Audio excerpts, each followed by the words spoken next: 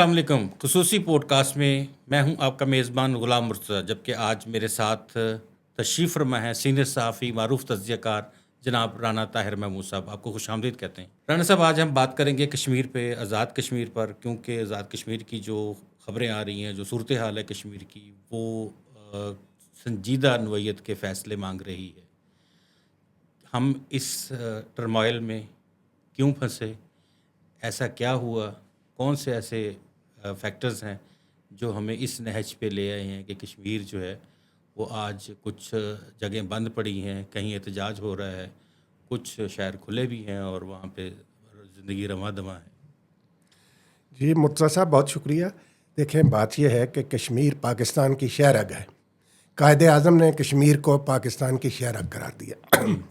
اور یہاں پہ دیکھیں، جب سے آزاد کشمیر آزاد ہوا ہے، وہاں کے لوگوں کا ایک ہی نعرہ ہے، کشمیر بنے گا پاکستان. تو یہ چند عناصر جو ہیں جنہوں نے اس طرح کی یہ دیکھیں، یہ کوئی ایسی بات نہیں ہے کہ ایسے ہی کوئی عوامی حقوق کے نام پہ کوئی کام شروع کر دیا گیا.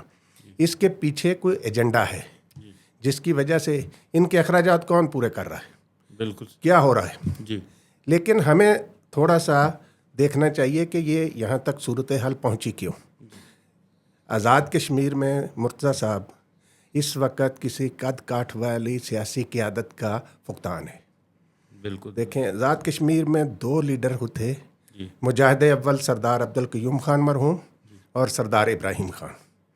سردار عبدالقیوم خان نہ صرف قومی سطح پر بلکہ وہ بین الاقوامی سطح پر بھی کشمیر کی پہچان تھے، اور جس طریقے سے انہوں نے مسئلہ کشمیر کو بین الاقوامی فورموں پر اجاگر کیا، وہ اپنی مثال آپ ہے. پھر یہ حالات کیسے چلے گئے؟ بچہ بچہ نعرہ لگاتا تھا کشمیر بنے گا پاکستان. بالکل ایسے. تو آج ہمیں بجائے اس کے کہ ہم اس پہ سیاسی دکان چمکائیں کہ اس کو کریڈٹ نہ چلا جائے، اس کو کریڈٹ نہ چلا جائے، میں سمجھتا ہوں کہ اس وقت حکومت وقت کو آگے بڑھنا چاہیے. اور ہمارے پاس مولانا فضل الرحمان جیسی شخصیات موجود ہیں، وہ کشمیر کمیٹی کے چیئرمین بھی رہے ہیں. جی، 20 سال چیئرمین رہے ہیں. تو وہ مولانا فضل الرحمان صاحب، بجائے اس کے کہ وفاقی وزراء کو بھیجا جائے، مولانا فضل الرحمان صاحب کی سربراہی میں ایک کمیٹی بنائی جائے جو ان سے بات کرے، کالعدم ایکشن کمیٹی والوں کے ساتھ، جی. کہ بھئی آپ کو کیا مسئلہ، کیا تکلیف ہے، آپ کیوں حالات اس طرح خراب کر رہے ہیں، کیوں لوگوں کو گمراہ کرنے کی کوشش کر رہے ہیں.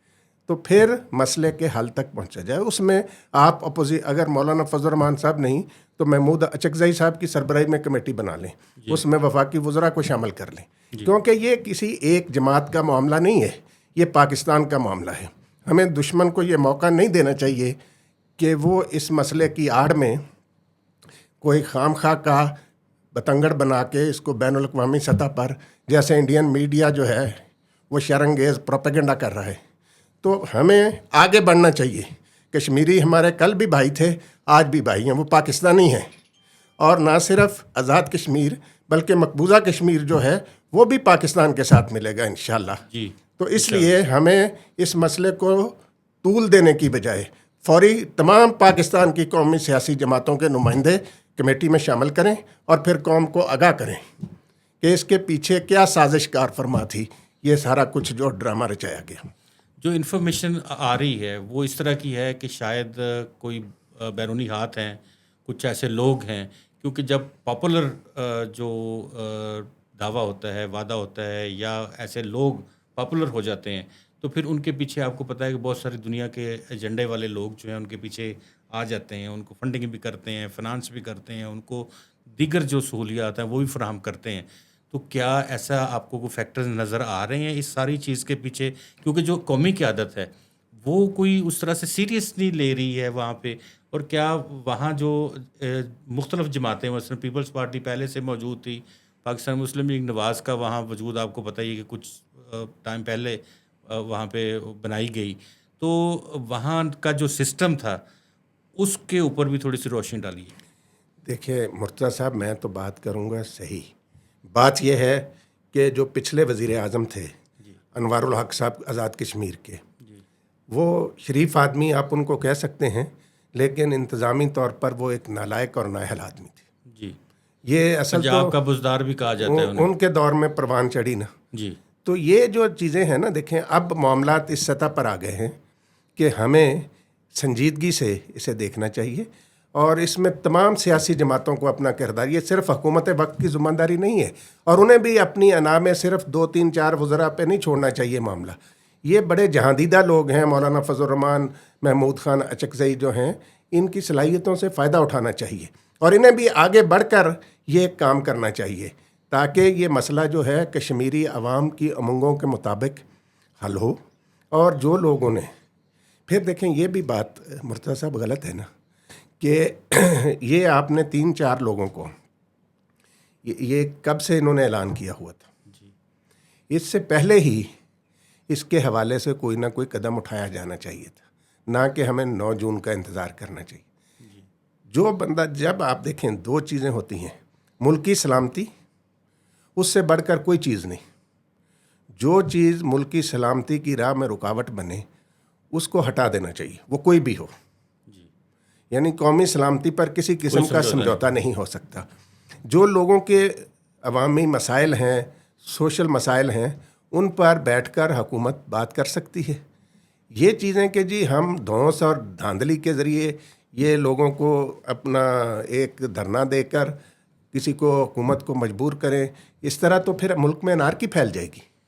یہی تو چیز نظر آ رہی ہے کہ ان کے سارے مطالبات مان لیے گئے، اور جموں کی سیٹوں کے حوالے سے، مہاجرین کی سیٹوں کے حوالے سے یہ ان کے ساتھ جو ہے وہ بات چیت کا کہا گیا کہ بات چیت کی جائے گی. اور انہوں نے کہا کہ اسمبلی قانون ساز جو ہے وہ اس کے اوپر فیصلہ کرتی ہے، ترمیم کریں گے، وہاں اس کو آگے لے کے چل سکتے ہیں. لیکن انہوں نے کہا نہیں، ہمیں یہ ختم چاہیے سیٹیں. دیکھیں مرتضیٰ صاحب، بھٹو صاحب مرحوم نے 73 کا آئین بنایا. ان کے بدترین سیاسی مخالف تھے اس وقت.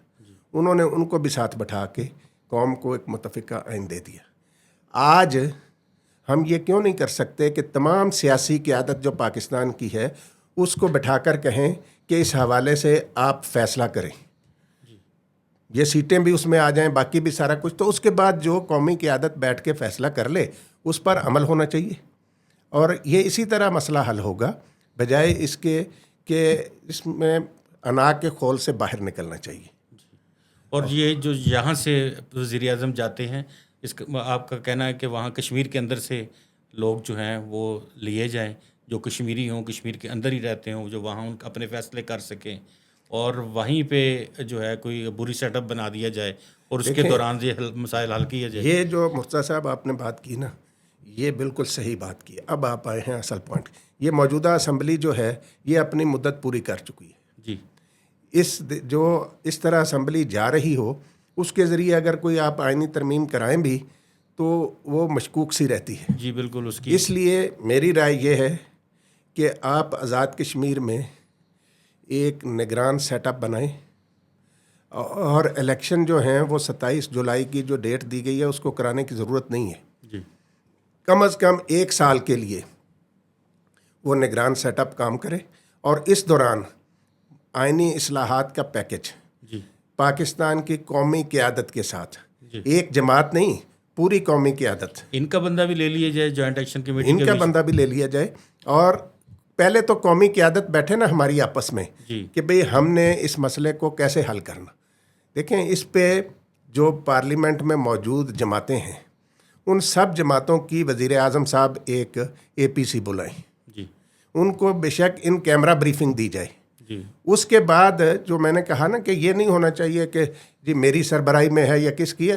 مولانا فضل الرحمان ایک قابل احترام شخصیت ہیں، آپ ان کی سربراہی میں ایک کمیٹی بنا دیں اور کہیں کہ جی یہ معاملہ آپ طے کریں.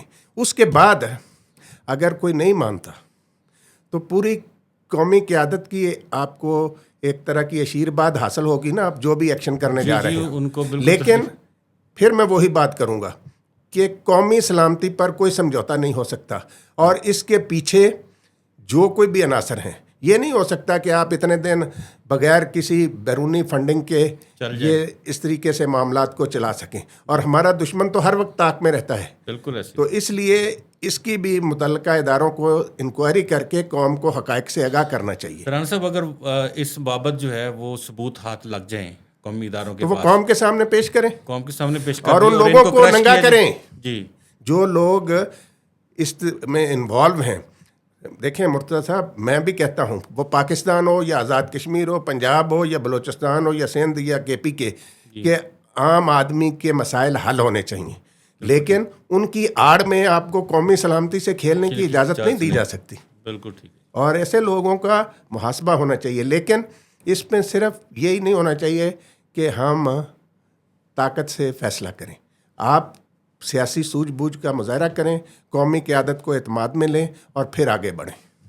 میں شکر گزار ہوں رانا طاہر محمود صاحب کا، آپ نے وقت دیا اور بڑی آپ نے فروٹفل جو ہے وہ گفتگو کی ہے، اور یہ جو 2 3 4 سلوشنز آپ نے دیے ہیں بنیادی طور پہ اگر ان میں سے ایک بھی اڈاپٹ کر لیا جائے تو یہ آزاد کشمیر کا مسئلہ بہت جلد حل ہو سکتا ہے. بہت شکریہ آپ کا.